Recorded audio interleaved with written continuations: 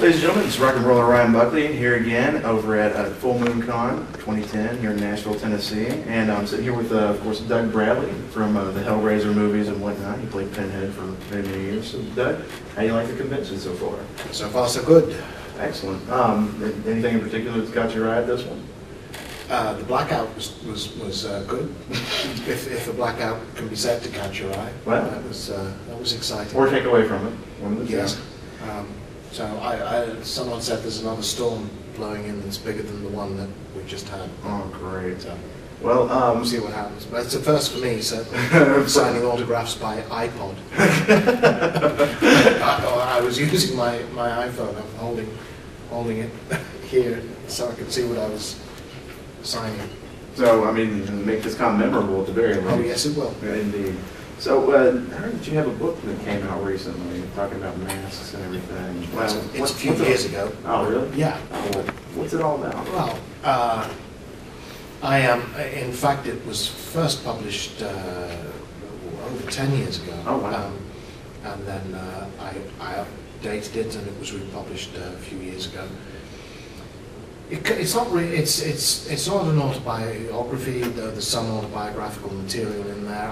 I wanted to look at the whole issue of masking, really. I think because I've done a lot of work with masks in the theatre before, doing Hellraiser in the movies, so I was always interested in that. So I've looked at the kind of whole cultural history of masking, briefly. Right. And the history of, briefly, of the masking theatre, because when theatre was born, Greek classical theatre, actors always wore masks. There was no other form of masking. Indeed, the notion that an actor might have gone on stage with their own face would have been, they wouldn't have understood that notion at all. And then I've brought it from theatre into cinema. Mm-hmm. And what I wanted to look at was the actor's relationship to makeup. So I start with The Godfather, Lon Chaney Sr. Right. And for him, it's like a calling. He is his own makeup artist. Absolutely. Designs, makes, and applies his own makeups. Absolutely dedicated to what he's doing. There was nothing he wouldn't put himself through to get the honesty and the veracity of his makeups, and very faithful makeups. Right. His makeup for Quasimodo he has gone to the novel. He's followed Victor Hugo's description of Quasimodo. Eric, Phantom of the Opera.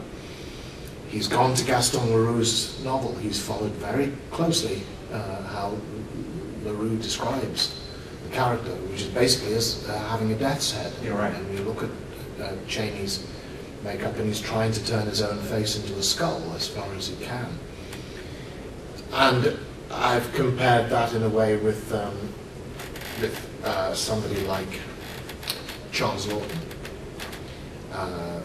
for his Quasimodo, and you couldn't have a worse relationship to your makeup. I talked about Boris Karloff and so forth, and then come up to date, and I did my own interviews with my compeers in this crazy game, Robert Englund, Kane Hodder, and Hansen in particular, and then obviously talked about my own experiences through Pinhead and finding the character. And it sounds like a really good read. I mean, like just the whole history of makeup. And I'm very pleased with it, and I get lots of good feedback from it. And you applied your own makeup and everything as Pinhead. Oh no. There's a little bit of mythology here that's got out of control. Well, let's clear the air. You've got Hollywood? Yeah, I mean, I have a credit as Bill Bradley on Hellraiser 3. We were doing second unit stuff in Greensboro, and I wasn't working that night, but we were on turnaround for the whole week, so I was going to set anyway. Right. Being the easiest way of staying awake all night, and so you sleep all day and you stay on turnaround. Right. Was the issue was the camera head Cenobite puts the lens through the guy's head on the street. Right. Who was a member Bob Keene's makeup crew, Steve Painter. And Bob had people working on main unit, he had other things going on second unit, and he suddenly realized he had nobody to do this makeup on Steve Painter, and I volunteered, and he looked at me and he said, okay, you can do it. Steve, watch him. So, I mean, Steve Painter worked closely with me. It wasn't a complicated thing. I put it together, and then I had to do the whole makeup artist thing, go on set the gag up with the blood and so forth, Right. and then also Bob, who was directing second unit, said, okay, cut. He said, reset, clean up. And I'm looking, what do you mean clean up? He said, do your job, clean up. So I had to reset the whole gag back and do it again.